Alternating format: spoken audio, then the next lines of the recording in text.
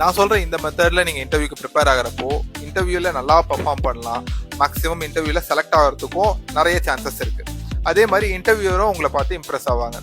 அது என்னன்னா, ஃபர்ஸ்ட் விஷயம், இன்டர்வியூக்கு கொஷின்ஸ் எதுல இருந்து வரும். மோஸ்ட் ஆஃப் த பீப்புள் வந்து ஒரு ஃப்ரெஷரா இருந்தா கண்டிப்பா இன்டர்வியூக்கு முன்னாடி ப்ரிப்பேர் ஆகணும்.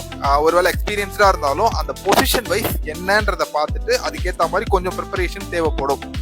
ஸோ ஃபர்ஸ்ட் என்ன பொசிஷன், அடுத்தது இதுக்கு கொஸ்டின் எங்க இருந்து வரும்னா, ஒன்னு ஜேடி அவங்க வச்சிருக்க ஜாப் டிஸ்கிரிப்ஷனை பத்தி ஆல்ரெடி ரெசியூமே ப்ரிப்பரேஷன்ல ஒரு முறை சொல்லியிருப்பேன், அது எவ்வளவு இம்பார்ட்டன்ட் சொல்லிட்டு.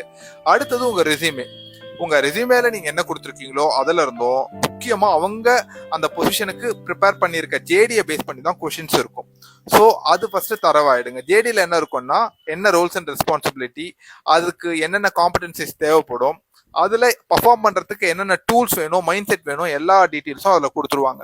ஸோ அதை பேஸ் பண்ணி நீங்க ஈஸியா நீங்க இன்டர்வியூக்கு ப்ரிப்பேர் பண்ணிக்கலாம். ஒருவேளை நீங்க கம்பெனியோட கெரியர் போர்ட்டல் அப்ளை பண்றீங்கன்னா அதுலயே வந்து ரோல்ஸ் அண்ட் ரெஸ்பான்சிபிலிட்டி ஜேடி கிளியரா இருக்கும். இல்ல ரிக்ரூட்டர் கால் பண்றாங்கன்னா மறக்காம ஜேடி வேணும்னு சொல்லிட்டு கேளுங்க, கண்டிப்பா மெயில் பண்ணுவாங்க. அதை பேஸ் பண்ணி ப்ரிப்பேர் பண்ணிக்கோங்க. எக்ஸாம்பிள், இப்போ வந்து ஹெச்ஆர் பேரோல் ஸ்பெஷலிஸ்ட் வேணும்னு கேக்குறாங்க.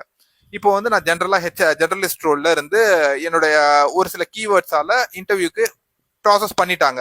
இப்போ நான் இன்டர்வியூ பேனல்ல இருக்கப்போ கண்டிப்பா வந்து ரிக்ரூட்மெண்ட் பத்தியோ அதர் ரிலேட்டட் டீடைல்ஸ் பத்தியோ கேட்க மாட்டாங்க.